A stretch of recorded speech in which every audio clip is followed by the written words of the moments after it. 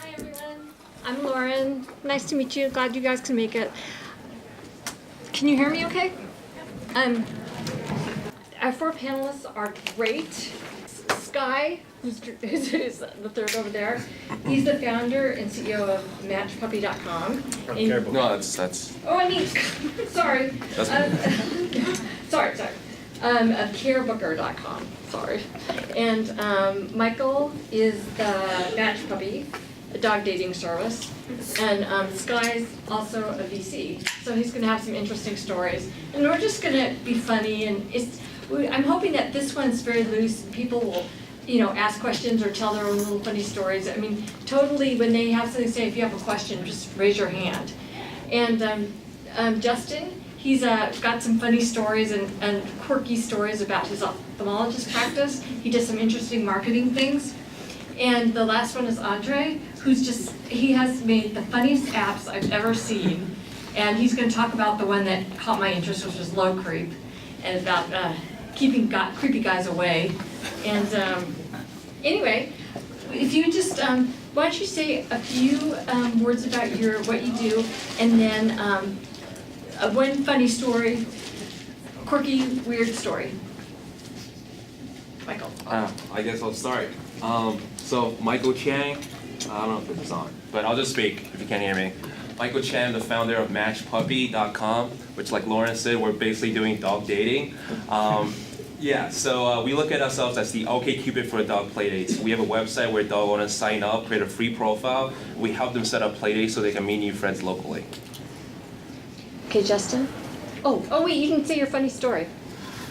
Isn't that pretty funny already? Do you have any matches? Have you made? I guess a fun fact: we have a woman in Long Island who has 16 dogs signed up on our site. So that's a fun fact. It's weird. And all her dogs, or she's signing up for all her dogs, right? She made like 16 accounts. And I don't know if you guys watch Wilfred on FX. Wilfred recently signed up onto matchpuppy.com and created a profile. Cool. Okay, Justin. All right, hi guys. I'm Dr. Justin Bazan. I have Park Slope Eye, which is an optometric practice. And lately we've been getting bashed for not having a phone.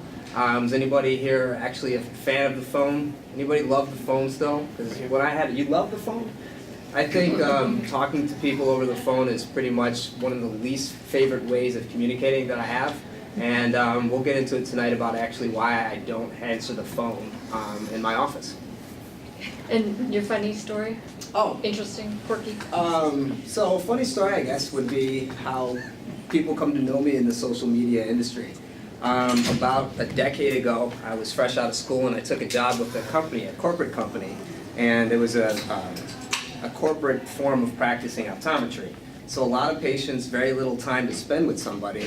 And I realized that modality just didn't suit my personality and how much I cared for these patients, so I tried to find ways to connect with them outside of the exam room. So if there was a lot of diabetic retinopathy coming through and I didn't have time to go into details about this condition, I would refer them to a blog post. So I started creating a patient education blog. I thought that was the greatest thing ever. The patients loved it, we saw referrals go up, I doubled the numbers at 2 locations. And then one day the CEO of the company is like, we're going to lunch. I'm like, this is going to be friggin' awesome. Getting taken out to lunch by the CEO, tells me to pick any restaurant in the city, go to a nice place. During the lunch, instead of getting a raise and praise, I was given an ultimatum to take down the patient blog. I actually walked out of that lunch. I told them, forget it. At 6 o'clock that day, there was a security guard with a box saying, pack your stuff, you're out. So on the day that I thought I was going to get a promotion and a raise, I got fired. Because of the blog. Interesting. Sky, you have 2 businesses, so you need to do a quirky story for each business. Okay, gotcha. I guess I started off as a venture capitalist, and I still do venture capital. We have a venture fund in Stamford, Connecticut, and I also have my own seed fund where I do angel investing in startups. I guess a quirky story about venture capital before I tell you about the startup we just launched. When I first started, when I interviewed for the venture fund, I told them that I'm absolutely doing venture capital, whether I'm doing it here or somewhere else, and you should hire me, otherwise I'll compete with you. And I also told them that I just won a business plan competition at the same time that I'm interviewing here, is the startup. Nonetheless, they saw that I wasn't too unfocused, that they ended up hiring me. An interesting part about that actually is the startup that we won the business plan competition for, this is almost now 3-4 years ago, was the ultimate company that we pivoted into the company we just launched 60 days ago. So you can see how long sometimes great ideas take to find the right solution, at least hopefully it's the right solution. So the background on CareBooker. So CareBooker, again, we launched 60 days ago. Easy way to think about CareBooker is it's the Expedia.com for booking family care services online, such as babysitting, pet care, house cleaning, tutoring, you name it. If it happens inside the home, moms can book those services through our platform. Quirky story for that, or funny part, well, I launched the company with my wife, who's right there, Jenna, and a lot of times when you're starting companies with your loved one, you think of most married couples, your wife doesn't usually take too much of your own advice. So if you're on the same team together, how's that going to work? But actually, the reason we ended up getting married was because we do work so well on that. But for a company like CareBooker, it certainly helps to have a married couple as the founders. You were going to tell the story about the age group. The which? The age group of your Oh, people? yeah. So I was going to bring that up later. But yeah, one of the, since we've started pitching to investors, most investors tend to be, guys and typically 30, 40, 50 years old. When we've been pitching so far to investors, we found that our demographic tends to be women who will book things for the family. So we've had a few guys that we've been pitching to that go, I don't quite get booking pet care and babysitting on the same platform. It just doesn't make sense. And sometimes we just have to bluntly tell them, we're not expecting you to maybe understand because you're not a 40-year-old mother. And we have to kind of be blunt with that. They have to really put themselves in the mind frame of a mom to really understand the value of the platform. Great. Andre, tell us about all your different apps, your hysterical apps. We met at NYC Meetup, and he and his partner had this funny show about a Guido, and he was all dressed in black with his hair slicked back, and he was like the bad guy. So. Yeah, I'll tell that story later, but my name's Andres. I'm from Venezuela. First off, I'd like to say that Power Energy is really delicious. Power Energy in the audience. Your corporate sponsor. Yeah, kind of get picked up. So I have an idea for 6-hour energy. Genius. Okay, so funny thing that happened with Low Creep. So like Low Creep is this app to sort of like help girls ward off creepy men. Okay, so like like feminists, right? So like, there's actually a group of men in the city who are kind of like the opposite of feminists. They're like masculinists, right? And what they do is like they really believe that like women have the upper hand in our society, and like some serious like social reconstruction needs to happen before we can all live in like happiness, like utopia or whatever. And we really pissed them off with the app. So that's my funny story. And talk about your other apps. So You have 4, right? yeah, there's like 4 funny ones. So I made this thing called mockshot.js way back when, and the deal with mockshot was that so it's like a productivity tool. So what you would do is that you would provide your Facebook, and then you provided your Foursquare, and on a Thursday, Friday, or Saturday night, it'd sort of like be monitoring your Foursquare to make sure that you weren't like at a bar or a club or at like a correctional facility or like an ambulatory, like in a hospital or whatever.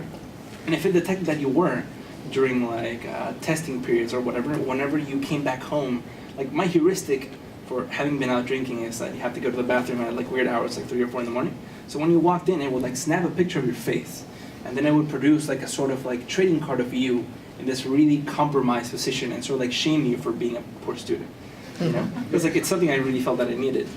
And then shortly after that, I created something called Doge, the dating coach, and that was, it's like if you were taking a young lady out on a date, you would sort of like disguise your phone, you put it somewhere where it could actually watch you go on the date, and then using the magic of computer vision and other such like sensing capabilities, it would sort of like give you advice through an earpiece about what you were doing wrong in the date.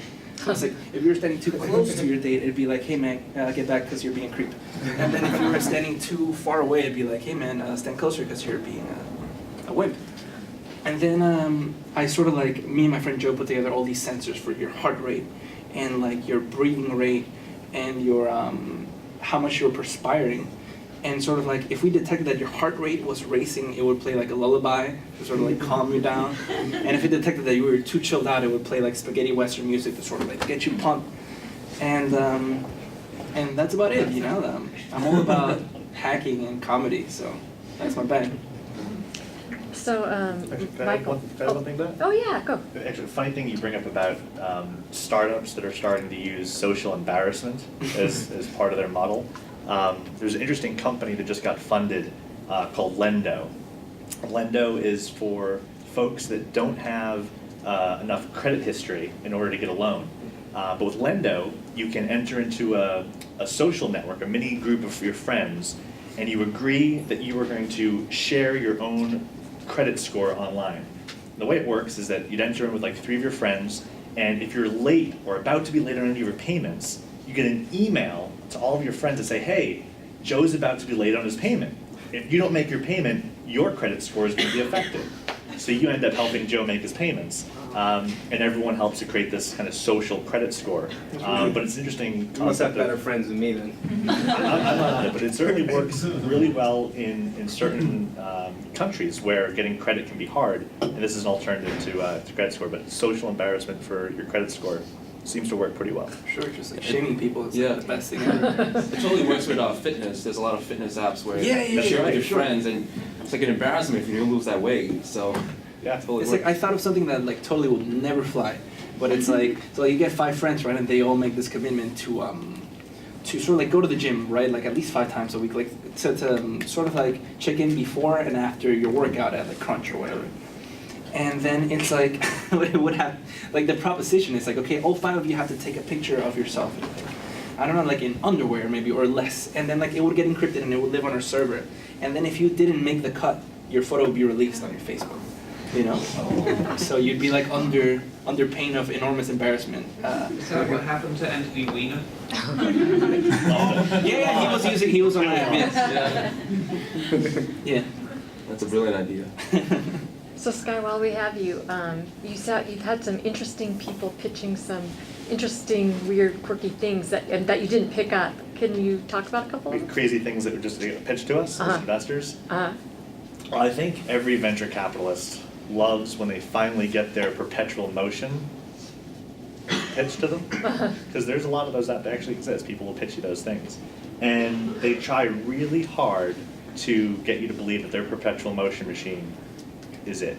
They now have infinite access to energy, and you didn't invest in I it. didn't invest in it. And Yes. it was interesting, I offered them, I said, interesting. I said, I have a bunch of friends, MIT, Harvard, Stanford. I'd love to have your tech guy, inventor, meet with some of my friends. They never wanted to follow up to actually meet with them. So they wouldn't even offer themselves to get validated. There was an interesting joke that I read yesterday about perpetual motion machines, that the only thing that you can do is if you start a forum about perpetual motion, that conversation's still happening today. So I think that's the only thing that is perpetual. If you start a conversation, it will end. But yet to actually see one of those that were a real thing. But you always look for getting one of those as an investor. It's like totally off the wall concepts. So Michael, do you have have you had any great dates set up between dogs? Anybody match themselves up? Well, you got some pretty like wild and crazy profiles. One thing we really learned about doing this dog dating website is that people love sharing pictures of their dogs, profiles, and descriptions of how awesome the dog is. So we really get a laugh every once in a while just looking through their profiles, saying, hey, my dog is like the super most awesome dog ever, and they share all their YouTube tricks, like the dog is baking behind a cake, like golden retriever, to like sorts of like all these crazy things. Funny. I got a question for Michael. Wait, like, do you think your app is sort of like a thinly veiled like matchmaking site for like actual adults? Because it's just like, it's perfect to like, you go to somebody's profile and it's like, you think she's cute or whatever, and it's like, hey, let me book a date for her corgi and like. Are the owners' pictures up too? We recently introduced it. So from the beginning, it was all dogs. So it was all dog pictures. We only introduced that when the owners themselves were like complaining, hey, I want to see what they look like before we meet up with them. And that makes sense. Because they're tired of like OkCupid and Match.com. Like they're looking for something more subtle and like psychological. Yeah. It's like, hey, I don't want to date you. I want our dogs to date, and then you sort of If they work out, then they'll work out. I know for like, we have dogs, and if you ever go to the dog park with your dogs, you're totally known by your dog's identity. Like, you're so-and-so's parents. You don't actually know your name, you're just so-and-so's parents. Okay, we're going to take a brief pause because our fabulous comedians are here, Todd and Adam Stone, and there's a microphone if you want. Okay, hey guys, we are so glad to be here. There's my brother. Hi, how are Thank you you? so much, Lauren. Sorry. And I hate Yes. to have my back to you on the I panel feel bad here. too. And hello. Hi. Hi. Explain Hi. ourselves We're so briefly. excited to be So here. I was here at the very first meetup of New York City Technologists, Yes. or you know the name. Anyway, and they had a musician, and I thought, we, the two of us, we founded a startup called Laughcake. Startup because we're You comedians. can make a short personalized video greeting For with your- the comedian of your choice. And so Called we're gonna Laughcake. call Yes. Laughcake. So I guess And we're you just, can- and Lauren has us to and come that was here. so nice of you And to so we're ask just us gonna just to, do like, our just talk a thing little bit. briefly. Okay, We're running to another yes, show. and sorry to interrupt. I feel Yeah, bad, sorry but for our we're really backs. happy to be here though for Yeah. a little bit, and we are twins. And hi over there. Hey, Thanks for hey, the hey, account hey, picture. thanks. Yeah, and we're twins. And I'm Todd, and it's I'm Adam. Adam. Yes, and hi. Yeah. And a lot of people think that just because we're twins, we're exactly the same. But that's not It's true. not true. We actually have many differences, and we have a game called Notice the Differences. You guys want to hear You our guys have game? to notice the differences? You guys ready? Okay. Okay. I think some I people think are I ready. heard a little Excellent. bit. Okay. So Notice the nods? differences. Okay, cool. My favorite color is red. My favorite color is blue. My favorite flavor is vanilla. My favorite flavor is chocolate. I like dogs. I do drugs. I've slept with 25 women. Between the two of us, we've slept with 25 women. I always give money to the homeless man who sleeps outside on my corner. Thank you. I hope that was helpful People for find you. that useful I hope that was often, helpful. and You know, like to distinguish us. between Yeah, I think it helped you. Yeah. Anyway, I've been dating a girl. Well, not dating. I'm actually married to her recently. I married this girl recently, and she's Israeli, and I'm Jewish, so it's kind of like a big deal, you know? Yeah, I'm also Jewish, so it's a big deal for me. It was Exactly. exciting, you know. Exactly. And her name is Mahor.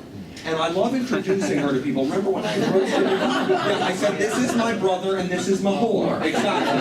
And she looks like that, which is a compliment. She's like, And I'm single, and maybe you're not, and maybe we should She's do a something. I mean, I'm wonderful not, woman. but we could exchange cards or whatever. Yeah. But anyway, so I used to be single. I am single, but I didn't used to be single. Yeah, I actually. think everyone might have been that category. Never mind, just keep But going. I was gonna Sorry. talk about my Sorry, ex-girlfriend. keep going. Do She that. actually- No, or weren't you going to talk about your dating? Maybe go online. Oh, I dating? suppose I could talk I about don't know, that. do No, that. I think, yeah, Okay, you're right. whatever you So want. anyway, I spend some time on these online dating websites. I spent a lot of time. And it occurred to me recently that it's really cliche for girls to write that they like to travel. Yeah. Because they all like to travel. Yeah, They like, want I to wanna travel travel here and here, I wanna there. travel there, And I explore wanna places and people Exactly. and cultures and Yeah. cuisine. And I found it so irritating. I thought to myself, maybe if you just stay put, you'd find someone. Yeah, exactly. Okay, you can't get it, chick, you're always running around. Yeah. The single women here are doing great, just Yeah. stay You're put. doing perfect. Exactly. Don't even move your head. You don't know she's single. Well, that's true. Oh, you're married. Oh, well, is that She's like a horse, she's married. Exactly. I just met Lauren's daughter. She's lovely. Yeah, she's like, everyone's lovely here. Anyway,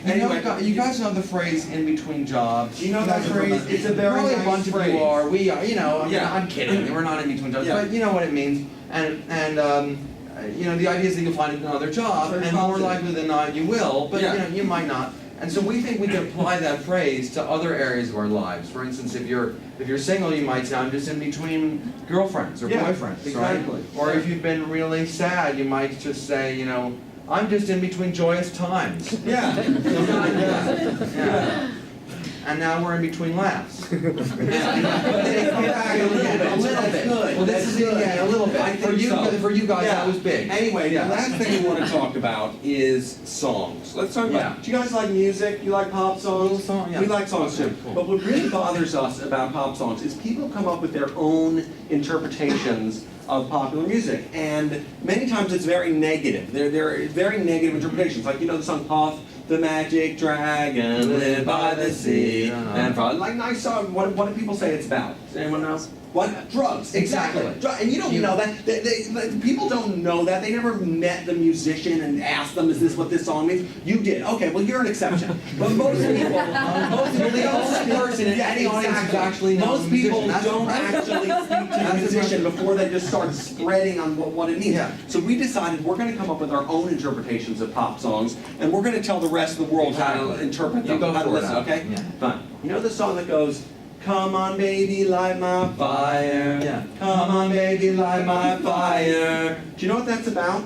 That's about Hanukkah, okay? It's about lighting the menorah. It's a nice Jewish song for little Jewish kids. It's really nice. Yeah. Or you know the song that goes, have I told you lately that I loved you? Have I told you lately that I care for you? It Yeah. probably sounds like a love song. Yeah. No, it's about memory loss. Yeah. It's a serious song. He can't remember it. If he told his wife that he loved her and she doesn't even remember Exactly. who he is. It's very It's sad. about Alzheimer's and it's Exactly. terrible. Yeah. Or the song that goes, take my breath away, ba-da-da, ba-da-da, ba-da-da, take my breath away, ba-da-da. From Top Gun, nice love song it seems. No, that's about asthma, okay? Another serious song. You shouldn't laugh. It's a very serious problem. And then, finally, you know the song that goes, I believe I can fly. I believe I can touch the sky. I believe I can fly. Yeah. That actually is about someone on drugs. Yeah. You can't fly, buddy. Not this life. Yeah. Anyway, since this is a tech group, Yes. and why don't we talk about email? I mean, Email? email is so Okay, fine. Last thing about email. Like 10 years A ago. lot of people tweet. Yeah, maybe we can apply We're to at Twitter. Stone and Stone. Yeah, at Stone and Stone. And we also have a Laughcake thing, but we don't really use Yeah, that. do You know, Stone and Stone. and Stone. I'm Yeah, Stone yeah. and Stone. But anyway, real quick, last thing, and you guys are great. We're so happy to be here. Yeah, thank you. And then we're gonna, we're gonna be running, but we're gonna be back. Yes. Like, maybe not later tonight, but we'll just generally be back. Email. Go ahead. Email. We want to just talk about email to close. Email is great, but there's a certain etiquette that goes along with email, and that is you receive an email, you're supposed to get back to the person within a few days, maybe a week if you're really busy. We once received a response to an email that we sent to someone a year and a half later. Could you believe That's that? when we got our Yeah. email back. This is what happened. We went to college with this girl who was 3 years ahead of us. Yeah. And we were acquaintances. So, and we learned that when we graduated that she was in comedy here in New York. And so we emailed her saying, hey, maybe we could grab coffee together. Yeah. We're now in comedy. We could exchange notes or that sort of thing. And as Adam said, she did not get back to us until well over a year and a half later, right around the time that we were on this last comic standing. Yeah, it's a show, it's a TV show. It's So usually really, like, oh, now's a good time to talk to really these good people. We're a lot of character. character in person. And so when she did this, like you'd think that you'd make up an excuse, like, oh, I changed email addresses, Whatever it is. Sick or I don't you use wouldn't email think that anymore. someone would just hit reply, which is what this person did. And when she did this, we were able to reread our initial email, and it said like verbatim, it said, hi, we're the Stones, we're in the city, you're in the city, we'd love to meet up one of these days. She writes back, again, a year and a half later, and just writes, how about Thursday? Never do that to anyone. No Friday, we never saw her Exactly. again. Yeah, Anyway, you guys are all great. Thank you so much for listening. Yes. But these are our disruptive comedians. Disruptive And comedians. they're our permanent, hopefully. And tell them your website address, so if you know anyone who's having a big, huge event and wants to book these fabulous, You can go ahead. check out, it's at laughcake.com. Laughcake.com. If there are any web designers who'll see, approach us or email us, we're interested. And So that is that you can order your own personalized roast for a birthday, For someone else's birthday, or or someone's graduation, or a or bachelor party. We made them for that kind of thing, and it's us. And there's also a selection of other But comedians. we're you can really choose best from. on the site. Oh, that's not nice. That's not nice. Well, that's that. Okay. Okay, thank you so much. Thank you. Bye. Becky, since we're taking a pause, I'm going to introduce some of our other sponsors. There's Hint Water. Hopefully you can all grab one of those. They have an essence drink, and the blackberry is really phenomenal. And Myra with Tiger Cub Advisors is going to be giving away three coaching sessions. So to help you with your business, or yeah. Yeah, she's our disruptive coach. And Jolie back there from, he's one of the execs in the Internet Society, and he's gonna be taping this event. And you usually post on the Internet Society's. YouTube. On YouTube? Okay. And let's see, we have 5 Hour Energy. I hope you all got to grab a bottle. So I think that's everyone. Oh, Ally Watch, it just launched today. Bonnie, raise your hand. Reza, raise your hand. They just have a new technology publication. You can go to allywatch.com. And does anyone have anything techie that they want to, disruptive, that they want to announce or say, talk about? No? If you want to talk about dogs or law creep. Creeps. By the way, we should like actually talk later. We will. Because Playdate still there's some creeps at the park. So. Yeah. What's the creep reading in here? Let me check right now. Like Rotten Tomatoes. It says mad creepy. So these two have met tonight, Match Puppy and CareBooker, and they might partner together. And if any of you want to talk to them afterwards, hopefully they'll be at the Empire Hotel or here, and you can find out more about their services. And does anyone here? Oh, go ahead. Do you have questions from the panel? Oh yeah, you can talk to anyone. Great. But can you come up here and talk, or can people, Yeah, sure. or just yell I really? project. It's Oh. fine, no, either way. So a couple weeks ago, we saw Foursquare on Crane's front page. I'm sure some people saw it. Right, speaking to the new normal and the current iteration. Is that working? The current iteration. No, it's not, but I'll keep it. Is there a button you can, is there a button you can press? So the idea is, surprise, surprise, that now It's still, oh. eyeballs and users are not relevant as maybe they once were. Right? The monetization has returned in technology platforms, and we've seen this every few years as as technology changes.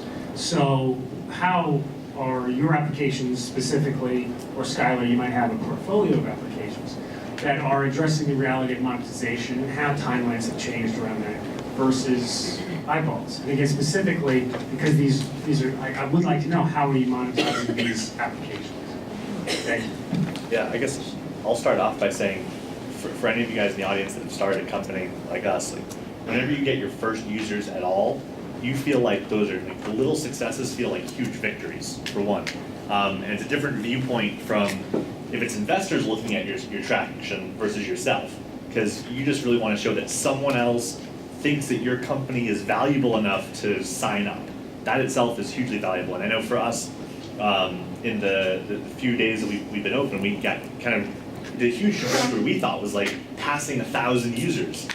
We started showing that to some investors, and they're kind of going, it's 1,000. But we did 1,000 with $0 of marketing spent, and we thought that was really great.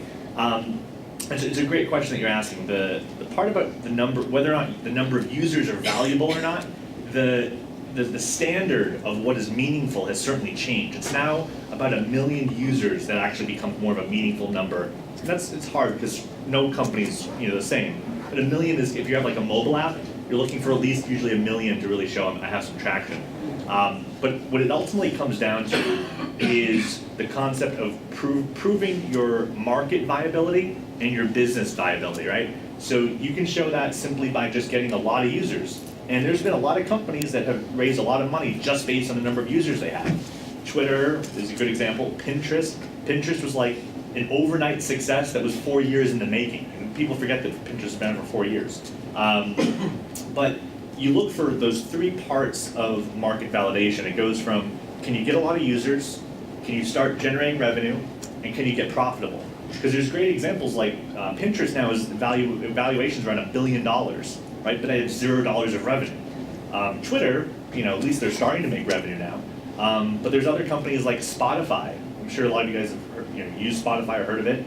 They've been able to prove lots of users on Spotify, and they've been able to even prove lots of revenue, but they haven't been able to prove profitability. So to your point about users are no longer important, I don't think that's true. I just think there's a new standard that it's a higher number than it was before. It's easier to hit high numbers, but depending on your business model, it's still important to be able to invest simply based on users and user growth. And because if you have the right team in place, ultimately you can monetize large user bases. It's just, can you actually get to that large user base first? So I don't think I would discount a company just because they've generated a lot of users but no revenue. It really is case by case on businesses, but the standards certainly changed. I'll say something. I videoed Brad Burnham recently, and he talked about how the fact he hasn't invested in anything in a year. And, but he said that what they look for is stuff that is disruptive. Yeah, it was like, well, I think you're talking about Fred Wilson.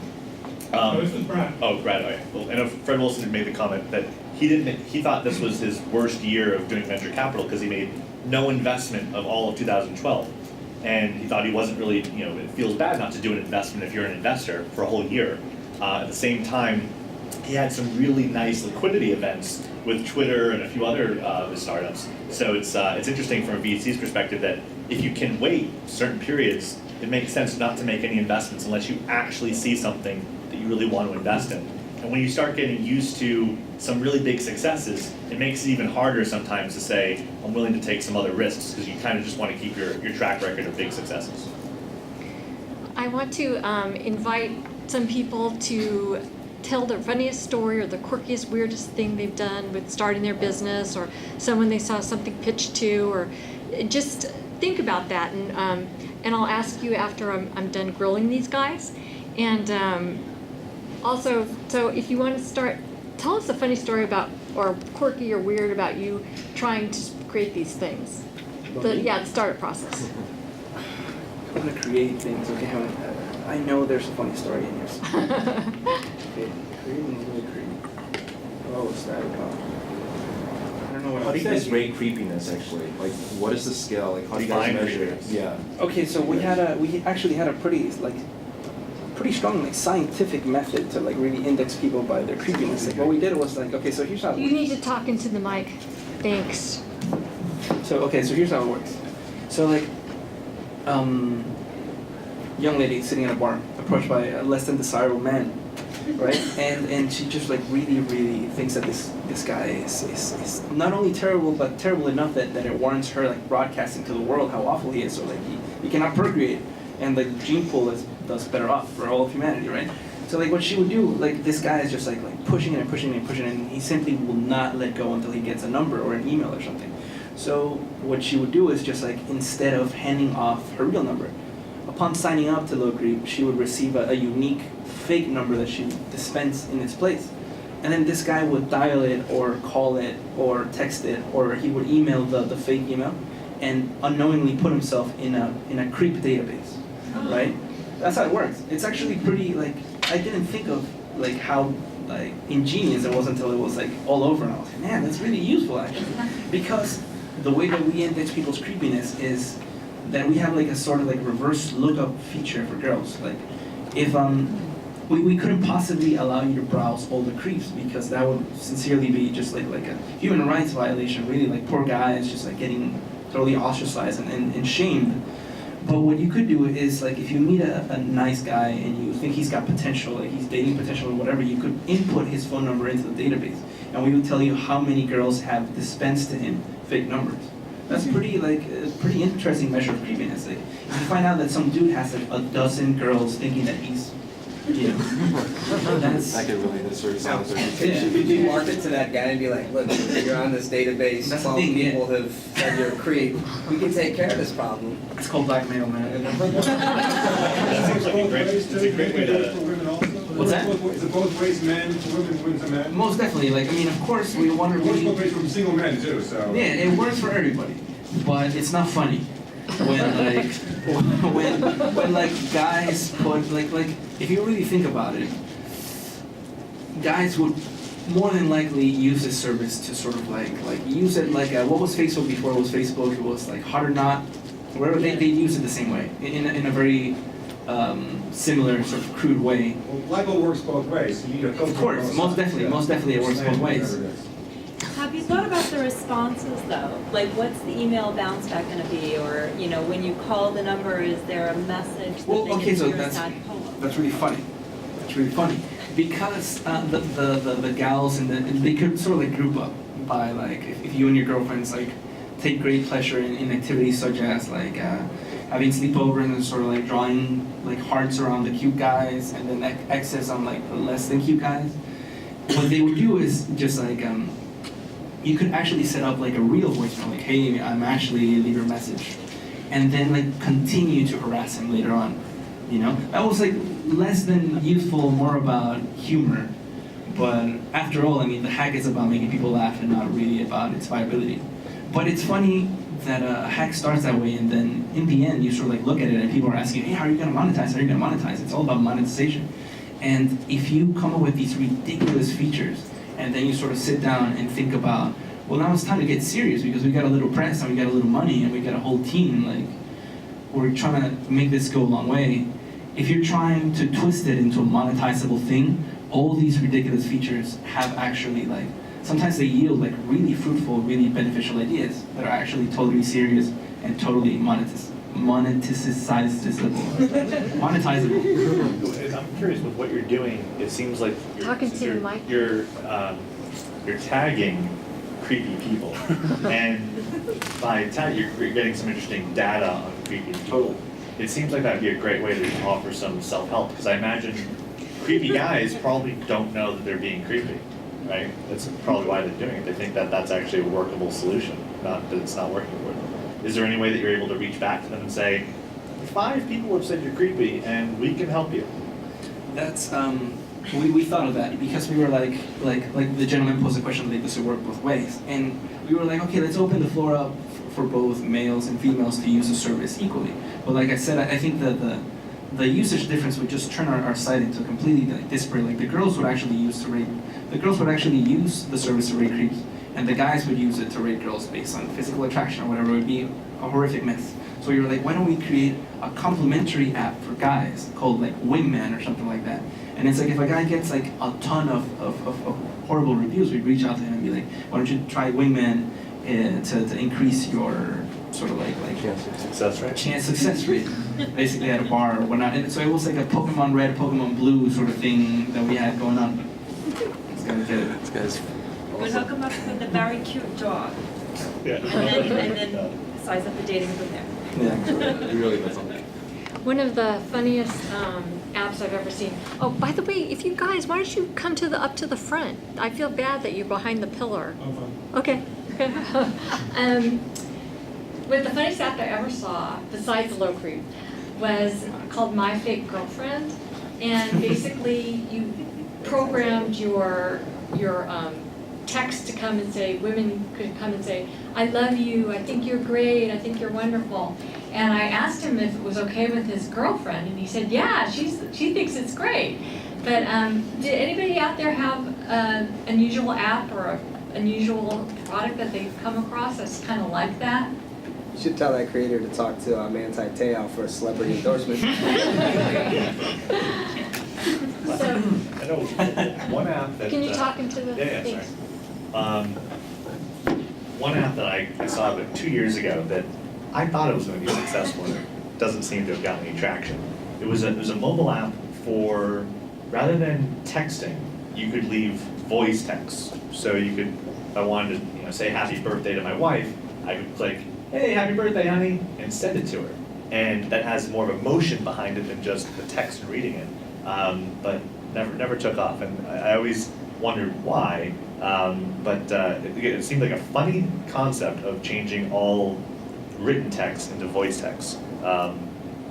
Maybe it'll come back around sometime, but haven't seen it. I actually saw that in my sponsored newsfeed. Can you talk into your microphone? Yeah, I actually saw that app in my sponsored newsfeed on my Facebook application today, so it's still around. It's definitely still around. I don't know what it was called, but I saw an ad for it today. My sister wanted me to download it.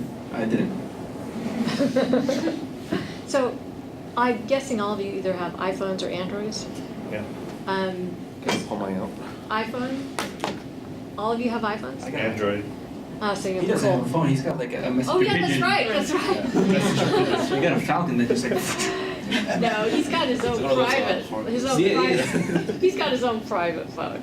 So, I can tell you though, the majority of communication that I have on this device is not calling people or talking to them. It's text messaging, it's emailing. I mean, does anybody in here use their phone primarily as talking to people? Is there one person in here that talks more than anything else on their phone? No. And don't you call your mom once in a while? Like, We email a lot. Actually. No, we talk. But the phone, one of the reasons, why don't people like to talk on the phone as much anymore? Right? What we found in an optometric office is that the communication that we were having between people on the phone turned into a lot of he said, she said. Well, when you came in, you told me that you accepted this plan. And then all of a sudden we're like, well, we don't remember saying that over the phone, but there's no record. So when you shift your mode of communication from that of, over the phone to email, which we primarily rely on to answer questions, you have a reference. You actually have a record. People can go back and say, oh, okay, that's what they were talking about. You can take time to draft a response that's more appropriate than the information that you'd be able to come up off the top of your head. So we had a huge shift in communication, and we saw some of the problems that we had with the he said, she said telephone game dissolve immediately when we went to our primary mode of communication for email. That also happened with scheduling. When we shifted to an online scheduler, we automatically had people getting an email with that confirmation of the appointment. They had it in their inbox. They were able to go back and they were able to say, okay, this is the day. They were able to add it to their calendar with ease. There was no question about them writing it down wrong or us entering it in the schedule wrong. It was there. It was done online and it was in their inbox. The second thing that we did, because having the person in your chair is extremely important. Decreasing your no-show rate and minimizing your patient no-show rate is something that a lot of optometric offices have huge problems with. To get it down into the single digits and to really make sure your no-show rate's controlled appropriately, we found that text messaging was key. We've been using Google Voice and a mass SMX texter for years now, about 3 years now, to do a confirmation the night before. We're excited to see you tomorrow. You still plan on coming? Hit C to confirm. Okay, so now they got a text message. I know you saw that text message. You can't be sneaking out of your appointment. I know you got that text message. Is there anybody in here that doesn't have a phone that's capable of getting a text message? Can't use that excuse. So now they have an email confirmation the day they make the appointment. They get an email confirmation 24 hours before they make the appointment, and they get a text message a day before they make the appointment. The other thing that goes into that decreased no-show rate is at the time of making the appointment to reserve the spot where you take a credit card number. We explain to them, if you bail last minute and don't give us a 24-hour heads up, it'll be a $50 charge, convenience charge. Do you think that prioritizes people? If you wake up and it's 12 o'clock on a Sunday and you got a 1 o'clock appointment and you're hungover, you might make it in sooner, instead of making that $50. So it also helps prioritize that. And that's technology that has only allowed us to do that because we're using an online scheduler. So those three things have dramatically dropped our no-show rate, and because we have more patients and we don't have these gaps in our schedules, we've become a more profitable business. It's interesting what he's talking about, that the value of emails and text messages is because they're recordable versus if you have conversations, you can't go back and say, what did that person say? The future of technology is more recordable. It's interesting with the new creation of Snapchat. If you guys have played with Snapchat at all, it's very popular amongst kids, which is the opposite. It's a technology that allows you to take a photo and be able to share it with someone for only 10 seconds, and then it gets erased, and you can't see it again. And the servers are designed so that the servers that the photo's on deletes the whole thing. It's great for people using a lot for like sexting, text messaging. But kids that are usually the ages of like 18 and under, they're using Snapchat all the time for that beauty that it doesn't record things. And so they want to get away from the fact that it saves everything that you ever did. That's the CIA behind that, I'm telling you right now. Look at this dime bag right here, dog, 10 seconds. You're right. So, I'm gonna, after this next round of questions, I'm going to do the raffle. So we just have t-shirts and mugs and tote bags. So if you don't have your name in Myra's box, she has paper you can write down your name and your email address, and she also has, you can also just give her your card if you haven't had it yet, if you haven't done it yet. I'm gonna pass around the box and then I'll tell you guys what exactly it is. I know somebody walked in later. So my name's Myra. I am the founder and owner of Tiger Cub Advisors. Basically what we do is business coaching. What is it? Exactly what it sounds like. We coach other business owners, right? So the reality is that, you need to learn stuff from somebody else in the privacy of one-on-one sessions. You want to learn golf? You don't ask Tiger Woods, right? You don't ask the angel to look at your pitch before you're ready. ask Tiger Woods' dad, and actually most people are not even ready for Tiger Woods' dad, right? So what we do is try to match you up with the right, level of person, whether you're trying to start a small business or whether you're going to be that next Facebook and need to strategize in terms of how do you do that valuation, how do you fundraise, how do you wrangle in all the cats, right? It's very, very challenging, to say the least, and sort of, okay, so why am I up here? Who the hell am I, right? So aside from that, I have actually just closed my angel round, and what we're doing is actually adding and disrupting business coaching by adding a technology platform, so it makes it more accessible to everybody all over the world, and so that's what we're doing. And we will, so you guys are all welcome to contact me. We will be shutting down, but at some point we will want guinea pigs in terms of, helping us test out the platform. So if you know of somebody who has given a bad pitch or is a creep and, needs some help, we'll help them, right? You don't have to be, that's all you have to do, just send them our way. And then also additionally, for any angels too in the room that get those bad pitches and bad business plans and don't have time to deal with it, send them our way, we'll talk to them, we'll set them straight. You don't have the time to give feedback to every single person out there. We're happy to take your 98%, or you can continue to invest in 2%. And then when they're ready, we'll happy to flag them up to you. But I have a question for the audience. Like, does anybody here have, has ever had a wacky idea for a company that you were never brave enough to start developing or start talking about seriously because of fear of it being non-monetizable? That's the thing. That's what kills ideas really. From at just like ground level, a lot of people get really caught up in. I mean, I have nothing but respect for your labor, sir.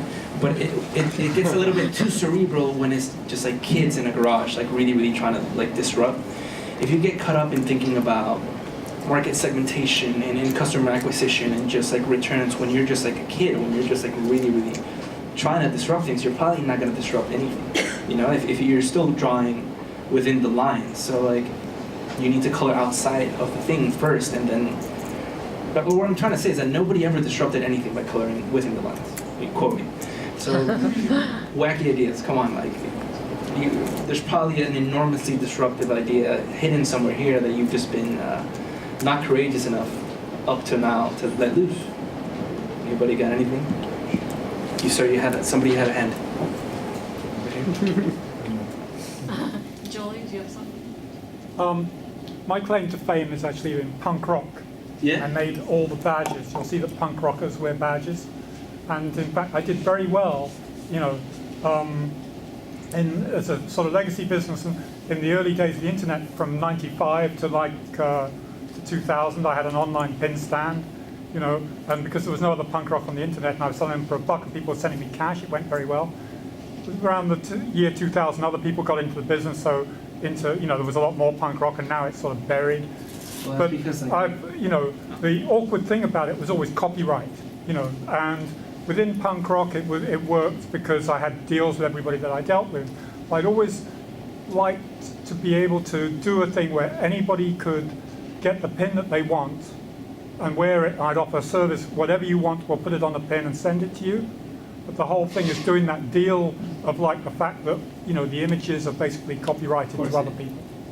It would work nicely for local bands, maybe. What? For local bands, like a custom. Well, no, but and so I always looked at what are the First Amendment aspects of that, of like being able to like wear or do something, it's the the restrictor in a lot of good ideas, disruptive ideas, is like the morass of copyright licensing. Within music you have some statutory arrangements, but within images there are no statutory arrangements for like dealing with images in this way. Something that Pinterest is coming up against. Well, before we start the raffle, do you have something to say? I can. There's stuff that I can start to comment on. I think one thing you're bringing up is it's true. I think a lot of the best entrepreneurs are ones that have no experience in what they're doing. You kind of need that so you can think outside the box. Because when you become an expert in a field, you oftentimes kind of start blocking yourself in thinking in a box mentality, and that's never helpful. But there does come a point, depending on what stage of a company you're at. If you're at a very early stage of a company, it's great to think outside the box, but after you start launching and you really want to grow your business, now you actually probably want to have some experts on your team that actually know how to grow a company. So people that can think outside the box, I think, are better at just the early stage of the companies, not in the later stage. So That makes sense. That makes a lot of sense. And I guess just to add on to what you said about coloring out the lines, a lot of times you might have wacky ideas, crazy ideas, and you might actually think it might work. I mean, most entrepreneurs think like that. And sometimes you tell your friends, you tell your family, you tell people you meet up like events like this, and then people might tell you it's the stupidest idea ever. You know, sometimes you just gotta believe in yourself that you might be the craziest guy and just go for it and try it out because you never know. And sometimes if you start talking to people in New York and be like, everybody's asking you in New York, how do you make money? And then you might want to go to other cities. You know, different people in different locations think differently. Go to Amsterdam. You know, like go to Amsterdam. You know, like just go crazy. I'm only saying that because I'm fundraising right now. A lot of people in New York are mostly concerned about monetization, and Sky could say to this. And we speak to investors on the West Coast who really only care about growing your user base to 1 million people. So it's really depending on who you speak to. So never give up based on like 10 people that tells you it's a no. You know, just keep pushing and talk to everybody you can and anybody you can. And never hide what your concept is. You know, I really don't like people who say, I'm in stealth mode or stuff like that. Share with people because you never know who you're speaking to can help you out, or their connection and their network can help you out. Actually, there's a funny story that ties to this. That for first-time entrepreneurs happens most. Can you talk into that? Yeah. Maybe you could take it Can you off guys the hear me, or stand. You didn't respond, so I'll say I didn't know. What was I going to say now? Funny story. Oh yeah, so one of the problems with first-time entrepreneurs is that they're scared to share their new idea with somebody, anybody, because they feel it's that precious little baby that if they tell anybody, they're going to go start the company instead. And that's one of the fears of pitching to investors is, should I have to have them sign the NDA because that venture capitalist, he might go start my company, right? That's a big fear. And to be honest, the success rate of starting companies is such a high likelihood of failure. Why do I want to go start your company? You got to think that question, man. Do I really want to start a company that's going to fail? So never be afraid to talk with your friends and talk with investors about what you're thinking. And don't be afraid to really share what you're doing. I was at one event recently where this guy told me that he had this most amazing application and I wouldn't believe it. I said, okay, let's hear it. I love to invest in great ideas that are unbelievable. Because I have this application that you can type in anyone's name and where they work and it automatically calls them. And even if the phone number's not public, it calls them. I said, oh, that sounds very powerful. Like, how do you do it? He goes, I don't know. I said, wait a minute, how did you say you don't know how your own application works? And he goes, well, I'm the CFO. I said, well, how many people are in your company? He goes, 7. So if there's 7 people in your company, every single one of your employees should know how your company actual application works. And he goes, well, even if I knew, I don't think I could tell you because it's a trade secret.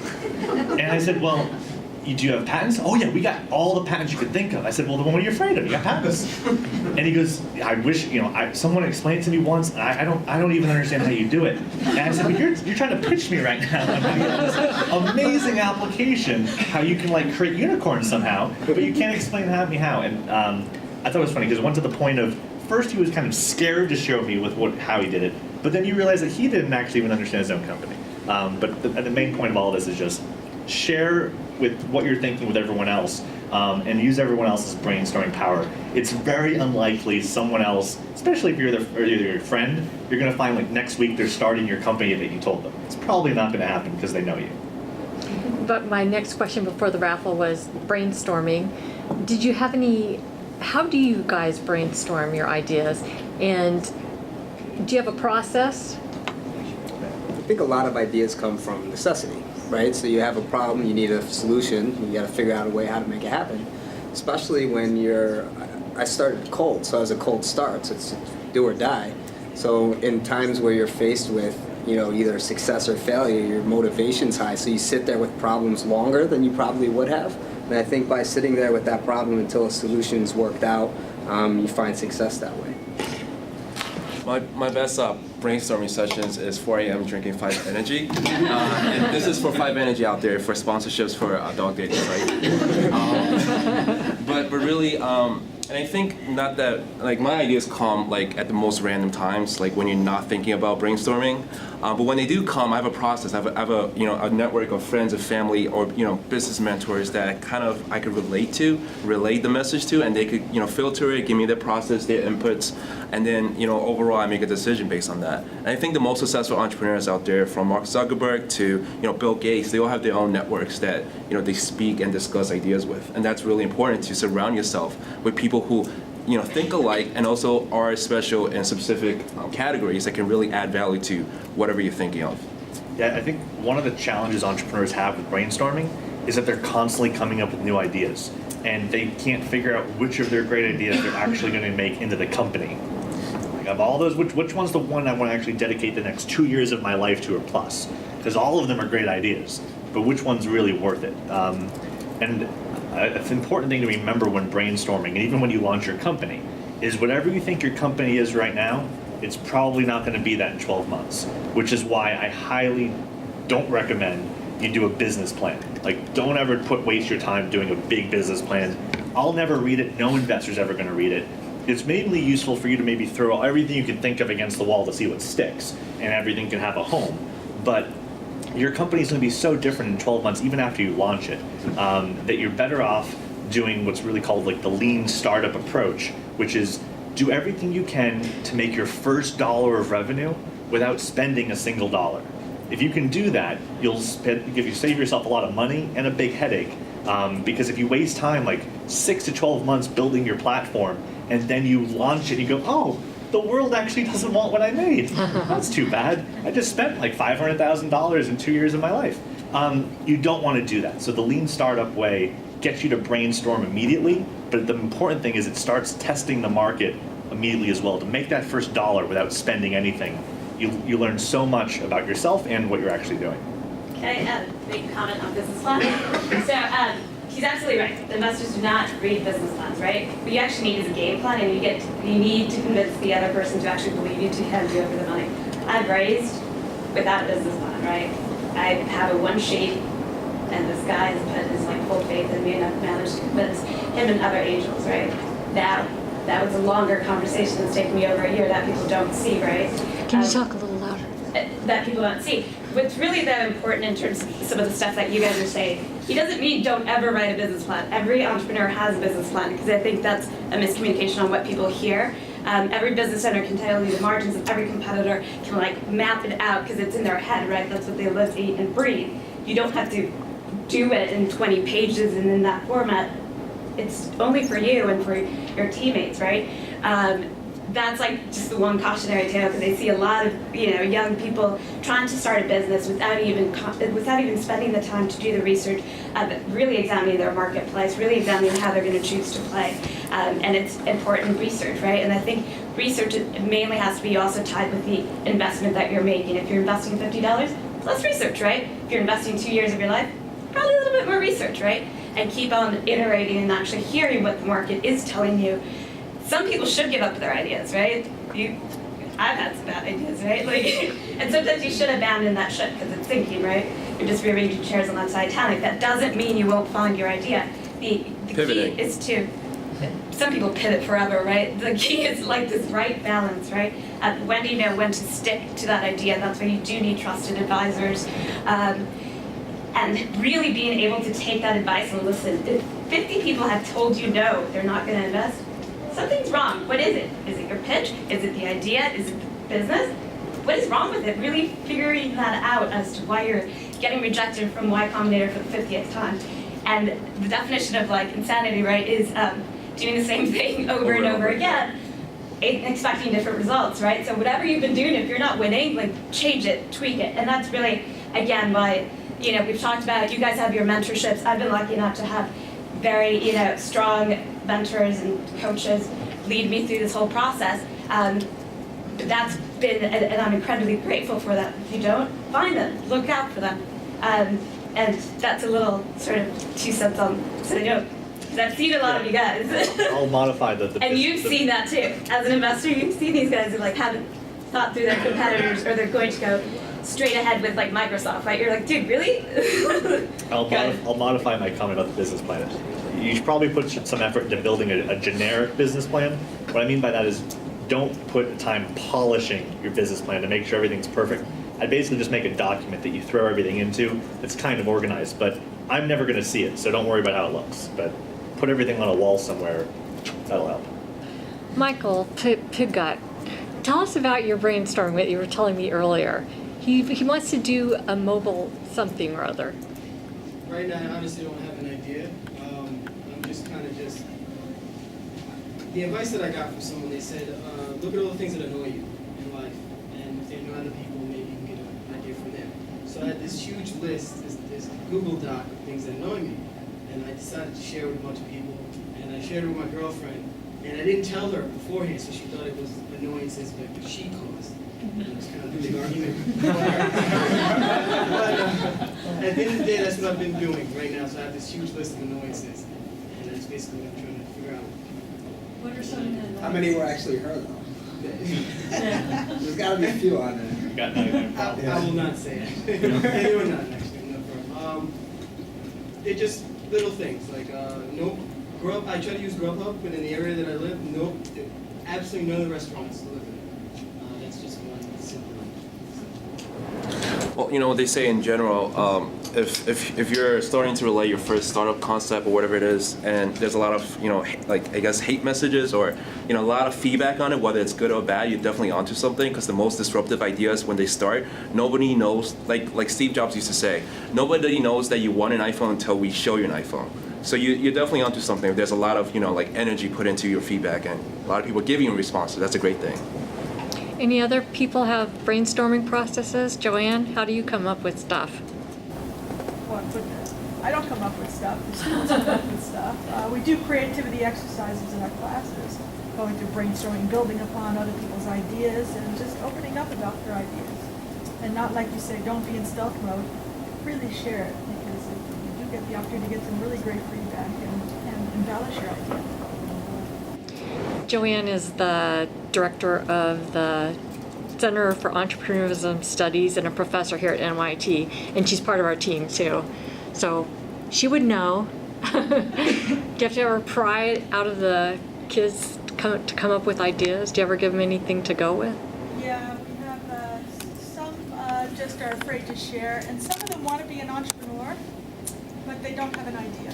And I really like the idea you're saying, or just think about the things that bother you. I think that's really a great insight, because where do you guide them? They have to come up with something on their own. You can't give them an idea per se. Yeah, I would comment on when people are thinking of ideas, I think we often try to think about you're coming up with an idea that was never thought of before. It doesn't exist anywhere else. But in fact, sometimes the best business models are ones if you find something that already exists and you say, how could I compete against that? How could I replicate that business model but do it better? It's a great way to potentially get acquired quickly, because whoever that competitor is that you're replicating but doing better may come around and offer to purchase you. And never forget that if you're trying to even compete against a big giant, whether you're competing against Facebook, Google, Microsoft, big giants, they usually have some type of underbelly that you can cut open. And that's the best thing about being a startup and being disruptive, is that you really try to find where are those places that you can slice open and attack a market in a way that hasn't been done before. But you may be replicating the overall business model very similar, just doing something small that's different. So never forget that just when you're thinking of ideas, it doesn't have to be something completely new that no one's ever thought of in a whole new sector that doesn't even exist yet. You can attack markets that already exist and have big players as well. Just to add to the whole topic, brainstorming ideas and coming up with them. I'm never a big supporter on creating a business for the sole purpose of creating a business. You bring some ideas you could focus on your pain points in your own life, or your stuff that you're really passionate about, so you know a lot about it, or at least you're really focusing a lot of your attention and energy on it. So you become an expert. So when you see an opportunity come at you, you kind of can notice it and notice a trend in that market that you're passionate or knowledgeable about. Just nobody knows anything. Build what's in your gut. Stop looking at the numbers. Don't be afraid. That's it. It's pretty easy. I actually have a question. I just thought of this while I'm sitting here. It's an idea for an app. So, Yes. or something like that. You know, you dig to China, you know, whatever. And so basically, it's a I don't know, some sort of GPS thing where it has your current location and then it plots the exact opposite one on the globe that on the app, and then links to some sort of like I don't know Wikipedia page or Google search for that city or the most nearby country or something like that. It gives you information about the country or the people that live there, and there could be some advertising capabilities. I don't know if it makes sense. Is it giving you like real-time data about where you are right now? Where you were. Where you It's were. the exact opposite point of the world. So you know, it might be like Nepal or something. And Well, it'd be cool if there were other people in the service and like the person that was exactly on the opposite side of the earth got a ping. He's like, hey man, somebody on the other side of the world wants things to relate to each other. Like, okay, so it's 12 p.m. here, it's 12 a.m. there. You're in China, I'm in wherever, Arkansas.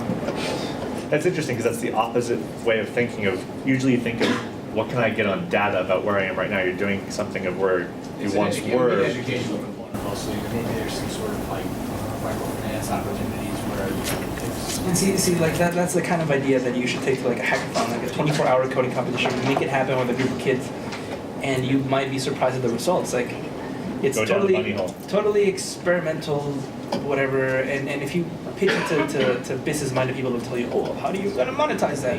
Just make it and see what happens. I'm a business-minded person, and I don't know how you can monetize besides advertising or some sort of. And the problem with the root idea is 60% of the time you're in the ocean. So that's the other part.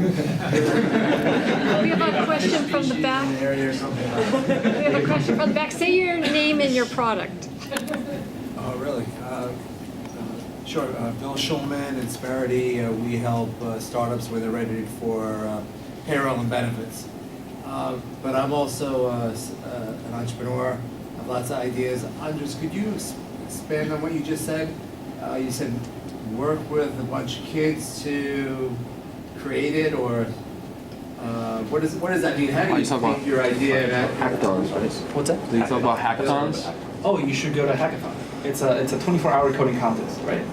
And they drink a lot of 5-hour energy. Oh, they drink 6-hour energy. 6-hour energy. Hackathon is the best thing ever. It's like the best thing ever because like it's just a bunch of kids and all they want to do is just like impress each other and just build cool stuff. A lot of the times the way it works is it's 24 hours. They bring a panel of judges, usually people known around the New York or wherever you happen to be, tech sphere, right? And they're gonna judge you based on the criterion of like awesomeness generally. And you could go to like different theme months. Like there's like a food hackathon, right, where you code food apps, or a music hackathon, etc. And it's just a bunch of people trying to out-awesome each other.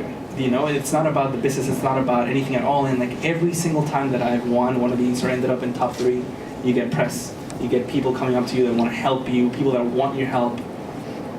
Like the weird thing about building something that people think that's completely wacky is that once it's done and you show people A, they're like, oh, I didn't think you could make it. And B, like it just opens the door up for like all this feedback that might just end up turning your wacky idea into something viable that's also highly disruptive. That's it. So do you need to protect that idea before you go that route, or no? You just make it better than everybody else. Your name and your company or product? Mark Amorous, but there's an interesting hackathon that's forming up. I'm not sure if it's full. It's called the Hack Bus. And it's that's cool. It's actually called the Starter Bus. Starter Bus? Startup Bus. They're going to South by Southwest? Yeah, that's the one, yeah. Okay. So basically, they didn't want to pay for airfare, so they rented a bus, and all these people were piling in a bus, and they're going to create some apps and then show them off when they get to Austin, Texas. And there's some really creepy stories about what goes on in those buses for 24 hours, right? Just for one weekend of your life, just don't think about the money. Don't think about what your girlfriend or boyfriend's gonna think. Don't think about anything at all except what you think is cool. Just coolness is key. Just build the coolest thing that you can, and you might be surprised at what you find. Anybody have questions for any of the panelists about their funky companies or their funny marketing things, like not having a website or not having a phone? Yeah. Your name and your company or product? Keyson Retenza. If you were building an app today, is HTML5 going to provide the most cross-platform compatibility, or do you have to start with iPhone and then adjust accordingly? what's going to be the easiest way to get the broadest market? You can go ahead with HTML because there's a lot of great tools that turn your HTML into iOS and Java for Android. So it's extremely multi-platform in that it's going to allow you to sketch something up real quick and serve it up on Android, iOS, and the web, more importantly. And that's really, really great because most people know HTML really, really well. It's the most highly learned. If you go to Hackathon, everybody knows how to do HTML, CSS, JavaScript. So unless you're highly proficient in iOS and can really throw something together quick, HTML it, and then once it gets a little bit of traction, bring on an iOS guy and make it happen. Make it like you always want to build it native because all these things are sort of buggy sometimes, and a lot of the features, like if you want to have video on there, they sort of like the bugs start creeping up when you try to do like unorthodox things other than showing images and words. But for starters, HTML it. Super easy. And I'd also say that one of the trends that we're seeing in tech in general is that oftentimes, even if you're not a mobile app company, most people have been building their website first and then building the mobile app version. I think the new trend is really thinking about building mobile first before building your website, or at least make your website with mobile in mind. Some of the best solutions that I've seen is if you can make the mobile version of your website look identical to your app, so you actually don't know the difference visually, whether you download the app or you're on the browser version of it, it looks identical to it on your phone. Definitely one thing if you guys are thinking about launching your site, keep that in mind, that you might want to start thinking mobile first before the web. And just to add on to this whole lean startup approach, this Eric Ries's in his great book, The Lean Startup, about an MVP, which stands for a minimal viable product, which basically is the least you can do to get your product out there, to get people using it and start getting feedback. A lot of, I guess, first-time entrepreneurs like to, just keep waiting until they're, beautiful and polished. It's like their baby, but just really, make the least you can do so it's, operatable and people can use it for what that service is and throw it out there, and then, start building upon that. It's a process. It's like a resume. It's not the first time you build it. It's gonna look bad. It's gonna look shitty. Sorry for my language, but you gotta throw it out there and, like he said, just make it work. Yeah, the best market validation if someone is willing to give you $1 for it. So just get it out the door and see if someone will pay for it. Any other questions? Yes, your name and your product. Oh, sorry. Gash for Feedback Media. It's used in developers in other countries. Any thoughts, advice? We're developing a product here. We're using US-based developers. There's some other sections that I want to do, but I'm thinking about offshore and some of that just to save cost. My advice for that is obviously India and Eastern Europe is cheaper, but you don't want them typically building your core platform. Ideally, you want to have your CTO or core programmer in the US on your team that built the main part of the company. But when it comes, that's typically the best solution. Even though you might think, oh, I could, rather than paying that expensive $100,000 CTO, I could just do the whole thing in India. Bad idea. And a lot of reasons why that's a bad idea. I would bring at least someone on your team that has programming skills to build that, and you'll find lots of variations of why you can use India or Eastern Europe. My advice on choosing India versus Eastern Europe is that while Eastern Europe's a little bit more expensive, you'll have hours during the day that overlap, and you'll be able to communicate probably better with them. So I'm always a bigger component of Eastern Europe over India, whatever that's worth. Okay, last question. Yes, and your name and your company? My name is Julie Lerner. I have a year-old restaurant and bar website called Eat Drink Jobs, and we are taking on the Goliath of Craigslist. And you talked a little bit about it a few minutes ago, and it is definitely tougher. Our product is far superior. I mean, it's targeted to the hospitality industry, but convincing the restaurants and the bars, and we're a small team, but it has not been easy getting them away from Craigslist. So any thoughts on that from the panel? Say, figure out how you can work with Craigslist without actually partnering with Craigslist. That's what we're doing. And then get everyone to start moving off of Craigslist onto your platform. Was that the answer? Yeah. Oh. Thanks. Confirming. Thank you. That's it. Thank you, everyone.